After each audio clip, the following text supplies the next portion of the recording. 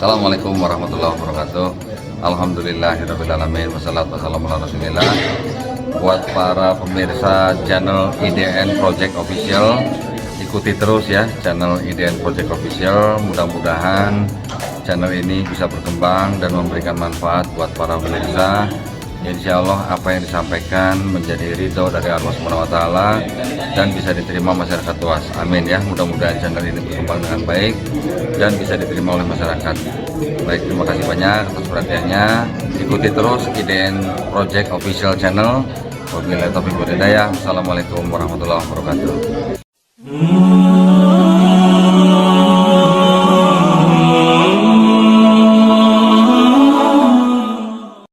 Beberapa pertanyaan kita mau ajukan ke Kodondi. Intinya adalah pertanyaan-pertanyaan ini untuk menjawab tuduhan-tuduhan nonis atau non muslim ya kepada kita. Yang pertama adalah sebagian non Islam sering menuduh agama Islam itu lahir di abad ke-7. Ya, jadi lebih dulu Kristen dibandingkan Islam. Atas dasar itulah menurut anggapan mereka Kristen lebih tua ajarannya dibandingkan Islam sehingga lebih benar menurut mereka. Tar dulu, yang nanya tuh Kristen apa dulu? Oh beda ya? Nanya dulu, makanya yang nanya tuh Kristen apa dulu? Kristen Katolik apa Kristen Protestan? Biasanya gimana? Pertanyaan itu biasanya muncul dari Protestan atau karena kalau yang saya perhatikan tuh di medsos itu rata-rata yang ditanya itu aja. Jadi adalah, wah lu kan abad ke-7, agama lu kan terakhir gitu. Berarti kita lebih benar gitu. Ini ya, kalau kita mau bicara institusi ya, institusi. Lembaga ya. Ya, kalau bicara institusi, benar Islam lahir di abad ke-7 setelah Quran diturunkan kepada Nabi Muhammad SAW. Tapi kalau mau bicara institusi juga, Kristen yang nanya, Kristen apa dulu? Kalau Katolik lahirnya baru tahun 1054, abad ke-11. Katolik, karena pecah dengan Ortodoks. Ya, Protestan lebih muda lagi, abad ke-16. Lahirnya baru 1516. Tahun 1516 Masehi, berarti kan abad 16. Iya. Protestan baru lahir. Kalau mau berdasarkan institusi, Islam lebih dulu daripada Katolik dan Protestan. Ya, yang lebih dulu dari Islam itu adalah Kristen yang disebut dengan Kristen awal atau disebut bisa sebutan Kristen patriarki. Patriarki yang mereka punya pusat-pusat di Roma, Yerusalem, Alexandria, Antiok dan satu lagi apa? Antiok, Roma, Yerusalem, Alexandria, Konstantinopel. Ya 5 benar. Nah, Kristen awal itu yang memang dari mulai abad ke-4 itu dari 5 tempat itu mereka kan terus sampai ke abad ke-11 baru pecah. Ada Ortodok, ada Katolik. Katolik membawahi gereja-gereja Latin, Ortodok membawahi gereja-gereja Timur gitu. Dari Katolik nanti pecah lagi menjadi Protestan. Protestan nanti ada lagi Anglikan, Lutheran, Calvinis, Metodis, nanti ada macam-macam aliran yang banyak di bawahnya. Puluhan ribu gitu. Ya. Nah, jadi kalau berdasarkan institusi, Protestan sama Katolik malah lebih muda daripada Islam. Oke, ini berdasarkan institusi ini. Tapi kalau berdasarkan akidah nih ya. Kalau berdasarkan akidah, Islam sudah ada sejak Nabi Adam alaihissalam diturunkan ke bumi. Betul. Dah itu aja. Berdasarkan akidah. Kalau dari Nabi Adam alaihissalam, Nabi Nuh alaihissalam, Nabi Ibrahim alaihissalam, Nabi Musa alaihissalam, Nabi Harun alaihissalam, Nabi Daud alaihissalam, Nabi Sulaiman alaihissalam sampai Nabi Isa alaihissalam, semua pesannya kan sama. Betul. Muslim ya, Islam. Iya, pesannya semua sama. La ilaha illallah. Gitu. Jadi kalau secara akidah Islam sudah ada dari zaman Adam alaihissalam. Mau disebut Islamisasi silahkan, nggak apa-apa. Tapi artinya secara keyakinan, secara teologi, semua nabi yang disebut dalam Quran, 25 nama nabi, termasuk Nabi Muhammad SAW, semuanya Muslim. Tuh. Kalau mau bicara institusi, Islam abad ke-7, Katolik abad ke-11, Protestan abad ke-16, nah, gitu aja. Jadi clear gitu ya. Makanya kalau nanya begitu, tanya dulu lu Kristen apa. Kalau dibilang Protestan, lu abad 16 gitu. Ini kalau berkaitan dengan masalah ketuhanan ya, kita cerita dikit ya. Otet kan merasa bahwa Tuhannya dia itu sama dengan Tuhannya Yahudi. Ya. Orang Kristen? Ya, orang Kristen merasa dia punya Tuhan itu sama dengan Tuhannya Yahudi. Sementara Yahudi sendiri kan tidak mengakui Yesus sebagai Tuhan dan tidak mengakui ajaran atau konsep Trinitas.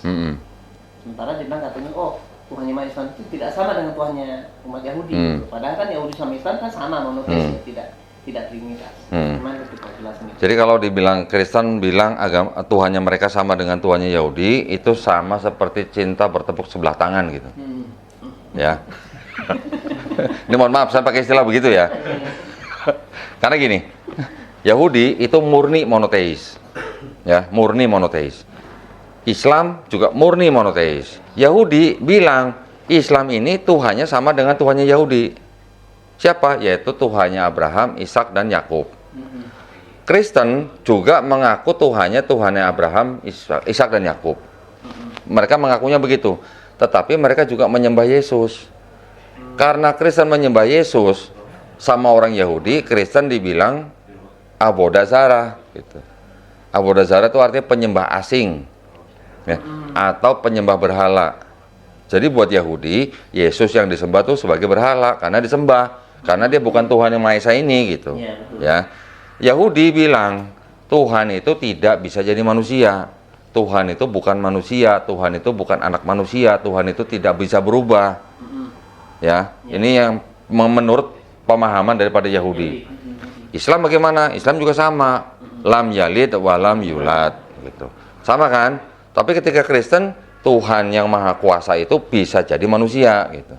Nah, orang-orang atau umat yang percaya bahwa Tuhan atau dewa itu bisa jadi manusia itu disebut dengan umat-umat penganut paganisme atau Helenisme gitu. Berhala Ya, buat Yahudi itu berhala yang disembah karena bukan Tuhan yang Maha Esa gitu. Jadi kalau Kristen bilang Tuhannya Kristen sama Tuhannya Yahudi sama, mereka seperti orang mencintai tapi bertepuk sebelah tangan. Karena buat orang Yahudi, beda, Tuhan lu kan Yesus gitu. Yesus itu bukan Tuhan yang Maha Kuasa, bukan yang disebut dengan Elohim gitu. Kalau menurut orang Kristen, Tuhan yang Maha Kuasa itu jadi manusia. Nah, itu tidak ada dalam pemahaman Yahudi, nggak ada gitu. Dalam Kristen juga nggak ada. Dalam Islam juga nggak ada, mohon maaf. Islam dan Yahudi mempunyai paham yang sama gitu. Tidak ada yang namanya Tuhan yang Maha Esa itu bisa jadi makhluk ciptaan gitu. Itu yang membedakan. Seolah-olah Yahudi menggambarkannya begini, Pak. Kalau ada laki-laki belum menikah, ada perempuan belum menikah, ini dua orang ini berzina, dosa kan? Dosa. Tapi ketika ada orang laki-laki sudah menikah, ada perempuan yang juga sudah menikah, ini dua orang sama-sama sudah menikah berzina. Lebih berat dosanya kan? Karena udah istilahnya berselingkuh. Zina mukson kalau dalam Islam. Nah, jadi menurut pandangan Yahudi, Kristen itu seperti orang yang sudah menikah, mereka mengaku tetap menyembah Tuhannya Abraham, Ishak dan Yakub. Tetapi mereka berselingkuh dengan menyembah yang dianggap Tuhan yang menjadi manusia itu gitu. Ini menurut pandangan Yahudi nih gitu. Kalau Islam kita jelas memandang Kristen syirik dan orang-orangnya musyrik gitu. Jelas gitu. Karena menyembah selain Allah SWT gitu, Pak. Itu menjadi landasan kenapa Yahudi kalau disuruh milih ibadah itu di gereja dengan di masjid. Ya. Masjid ya. Ya, jadi pemuka-pemuka agama Yahudi itu udah dari abad-abad ke-8, 9 bahkan mungkin ada sebelumnya sudah memberikan ajaran bahwa ketika seorang Yahudi pergi ke suatu tempat, di tempat itu tidak ada sinagog, dia boleh masuk masjid untuk beribadah, tefillah. Kenapa? Karena di dalam masjid itu adalah tempat yang mereka anggap menyembah Tuhan yang Maha Esa gitu. Tetapi orang Yahudi ini kalau tidak menemukan sinagog, dia tidak boleh masuk dalam gereja. Karena orang Yahudi berpendapat bahwa gereja adalah tempat menyembah berhala gitu. Ini pandangan orang Yahudi ya, Rabi Yahudi ini. Ini ajaran mereka begitu. Gitu. Yang saya tahu ada yang namanya Rabi Maimonides yang mengatakan begitu. Oke, pertanyaan selanjutnya nih kok. Ini kan banyak Islam menuduh Al-Quran itu kebanyakan jiplakan dari Bible. Oke, yang kira-kira jiplakan yang mana? Dia bisa sebutkan nggak jiplak yang mana gitu maksud saya, yang nanya. Tapi biasanya mereka tuh asal tuduh aja kok. Asal tuduh. Asal tuduh aja. Oke, kalau asal tuduh begini. Yang jelas Quran ditulis dalam bahasa Arab. Ya, yang disebut dengan kitab mereka Bible ada yang bahasa Ibrani, ada yang bahasa Yunani. Kalau mau jiplak bagaimana ceritanya? Yang ini bahasa Arab, ini bahasa Ibrani dan Yunani. Ya, suruh sebutkan satu ayat aja mungkin nggak ada gitulah. Poin pertama, poin kedua, ada nggak di Quran kisah Nabi Nuh mabok anggur telanjang? Ada nggak di Quran kisah Nabi Harun membuat patung sapi untuk disembah? Ada nggak di Quran kisah Nabi siapa Daud berzina dengan istri orang? Ada. Ada nggak di Quran kisah Nabi Sulaiman menyembah selain Allah Subhanahu Wa Taala? Nggak ada. Ada nggak di Quran kisah Nabi Ayub menyalahkan Allah karena mencobai Ayub gitu? Nggak ada. Nggak ada.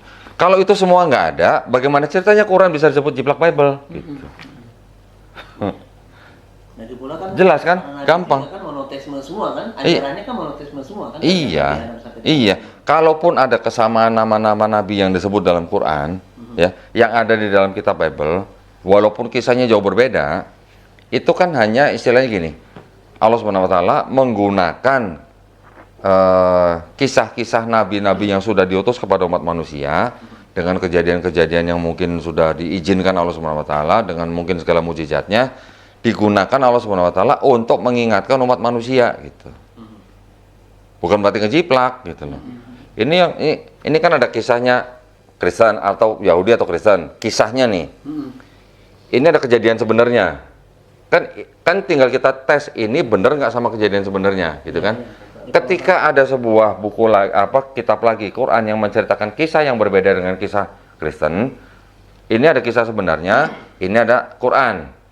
Kan kita nanti tinggal cek yang Quran ini konfrontir menceritakan kisah yang mana nih, yang kisahnya orang Kristen atau yang menceritakan kisah sebenarnya. Nah, untuk tahu ini kan kita tinggal uji gitu aja. betul. Gitu. Masuk logika nggak Allah Subhanahu Wa Taala mengutus utusannya berbuat maksiat, ya, bahkan sampai berzina, bahkan sampai musyrik, bahkan sampai bikin patung untuk disembah. Kira-kira tuh nabinya yang kurang ajar atau Allah salah pilih nabi gitu maksudnya?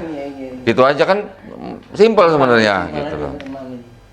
Apa mungkin utusan Allah Subhanahu Wa Taala nabi yang diutus untuk memperingati umat manusia, tapi malah dia yang bikin patung untuk disembah, bahkan dia sampai menyembah Tuhan lain, bahkan dia berbuat maksiat, kan gimana ya? Nggak mungkin gitu loh. Nggak masuk di akal lah gitu ya. Nah gitu.